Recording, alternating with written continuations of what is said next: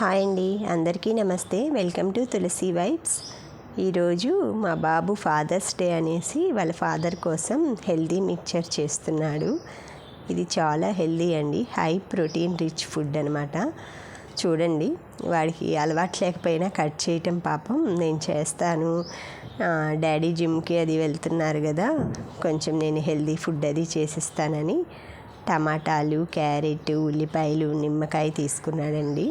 ఇలా టమాటాలను అయితే సన్నగా చేస్తున్నాడండి.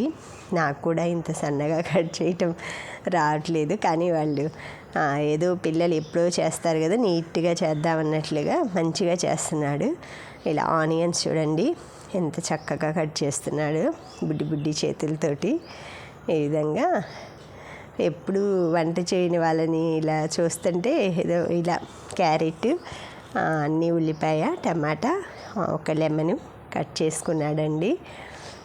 ఇలా స్ప్రౌట్స్ అయితే ఆల్రెడీ మనకి నానబెట్టినవి ఉన్నాయండి, ఫ్రిడ్జ్లో తీసుకున్నాడు. శనగలు, పెసలు, అందులో క్యారెట్ ముక్కలు సన్నగా తరిగినవి యాడ్ చేస్తున్నాడు.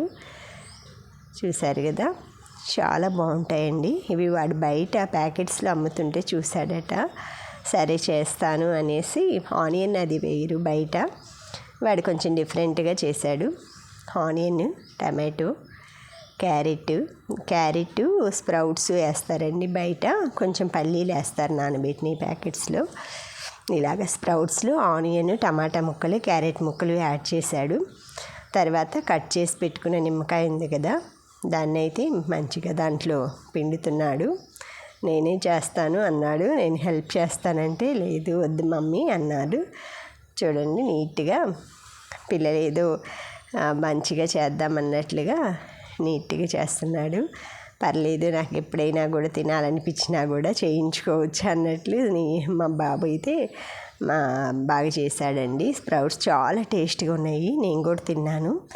ఇంకా నిమ్మకాయలు ఉన్నాయి కదండి, ఆ విత్తనాలు అవి తీసేసాము. పిండిన తర్వాత అవి నీట్ లేదంటే చేదు వస్తాయి. అట్లా కొంచెం పిండటం అంటే వాడు ఇంకా జాలి అది వేసుకోలే, నేనైతే స్ట్రైనర్లో వేసేదాన్ని. ఇలాగా మొత్తం నిమ్మకాయలన్నీ, ఒక్క నిమ్మకాయనండి పిండాడు.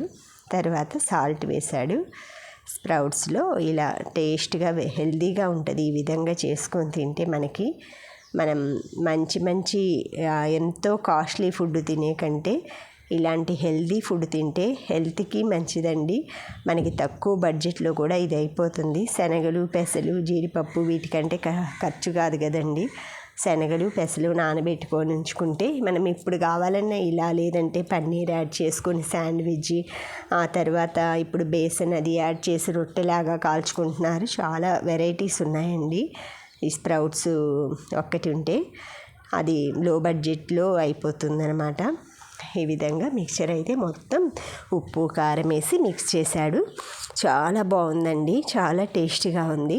ఇందులో పల్లీలు కూడా నానబెట్టి ఉంటే వేసేవాడిని మమ్మీ, లేదంటే డ్రై పల్లీలైనా వేసుకోవచ్చు అక్కడక్కడ కొంచెం స్వీట్నెస్ కోసం అన్నాడు. చాలా బాగా చేశాడు, తనే తీశాడండి వీడియో కూడా నీట్గా. ఇట్లా థ్యాంక్ యూ అండి, thank you for watching, thank you for valuable time.